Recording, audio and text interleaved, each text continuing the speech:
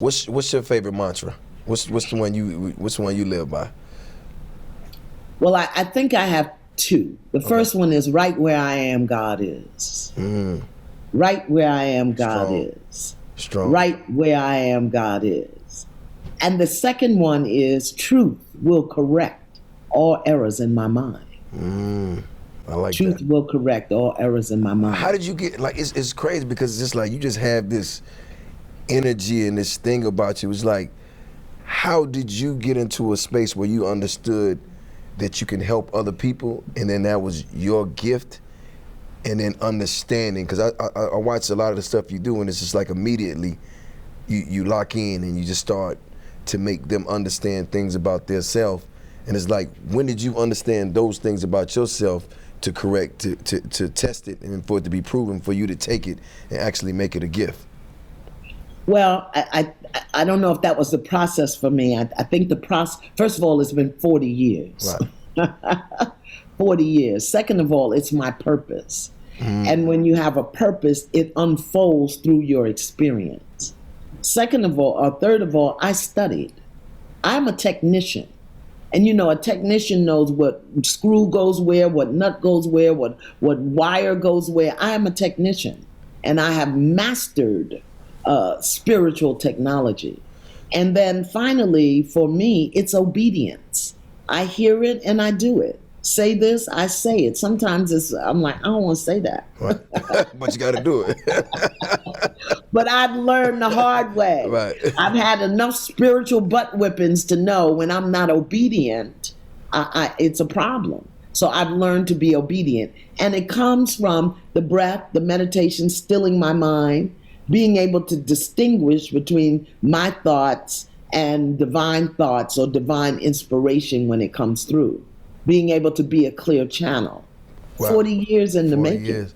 And like, how do you keep your energy? Like, how do you, because you're talking to different people throughout the day and you're helping them so much, and as they're putting their energy on you, and then when you go home at night, like, I know you're drained. So like, no. No? No? You know, it takes a lot of energy, and but when the man comes to fix your washing machine, he don't take on the energy of the washing machine. Right. He do what he know how to do. He don't go home belaboring that you had to pay all this money to have your machine fixed. Right. He just do He fixed the machine and go home and drink his beer and watch TV. It's the same thing for me. That's a good analogy. I follow what I'm told to do. I do it. I'm present but not involved. Okay, I don't get involved. Right. Right where I am, God is. Right where you are, God is. There's really nothing in you that needs to be healed. God needs to be revealed in, as, and through you in a way that you can acknowledge and become aware of it. My job is to support you in activating that God self, that even if it's for 30 seconds, so that you have that, oh, okay, I got that. That's all it is. Right. Nothing to be healed, only God to be revealed. No, I understand. I think that's so special, though, because that's such a unique gift to when you were younger. Did you help your friends? Like, when you was in middle school and people came to you and they needed, like, did you realize it early on? Well, you know what? I did know it early on, but because my family was traumatized.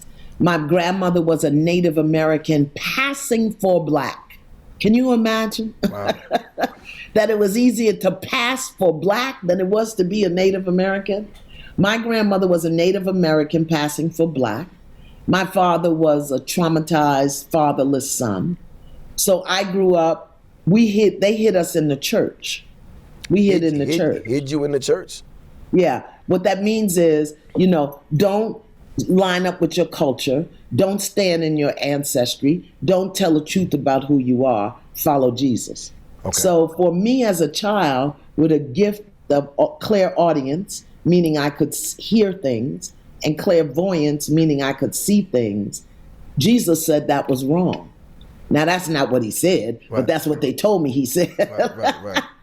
So as a child, my gift was suppressed.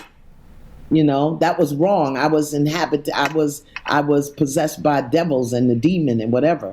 So probably from around the age of 7 until I had totally jacked my life up. What do you mean jack your life up? I can't believe that. Oh, what? What you What? mean? What you had going on? What? Let's put it this way. What didn't I have going on? Oh, hey, I know that. Totally jacked my life up. Oh my gosh, yes. And I think that's why I can be with so many people, because I've been there, done that. Yeah. Been there, done that. The only thing I've never I've never done hardcore drugs. Okay. And I never drank. My mother was an alcoholic. I stayed drunk in the womb. I was drunk the first 9 months of my existence. Wow. So I never really drank. I smoked enough weed to turn my fingers Come brown. on now. Come on now. Until I got pregnant with my son at 16, and then Wow. I stopped. Okay.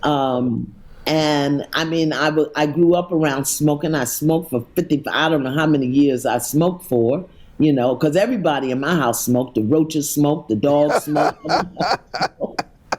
So, and I grew up in domestic violence. I married and stayed in a 9-year marriage of domestic violence. I attempted suicide twice. Really? Yeah. And so I was about, when I had my last daughter, I was 21, and I attempted suicide and ended up in the mental ward. Because that's what they do with you when you say you don't want. I don't know why people think because you want to end your life that you're crazy. Yeah. You're in pain. Right. I didn't want to die. I just stopped hurting. Right. So it was then when I was 21 that the light came on. Okay. So that's that moment where you just had to make a decision. Yeah, you know why? Because in the psychiatric ward, not only was I drugged with, you know, really good stuff, it took me out of the habitual pattern of my mind, my habitual thoughts, and took me to another state of being. And the one thing that I knew how to do, and when I got in trouble that I did, was pray. So 6 weeks in the mental ward, in the psychiatric ward, I was in deep prayer. Every day, praying. And, you know, now I understand that my Creator and the blessings of my ancestors, they put me there for that reason. Right. Because what shows up is the answer. You got to remember the question. My question was, how do I do this different? How do I change? Help me. And they said, okay, you spend 6 weeks in the nut house and then you'll come out okay. Wow. Wow. So you had to go through something. Everybody does. Yeah.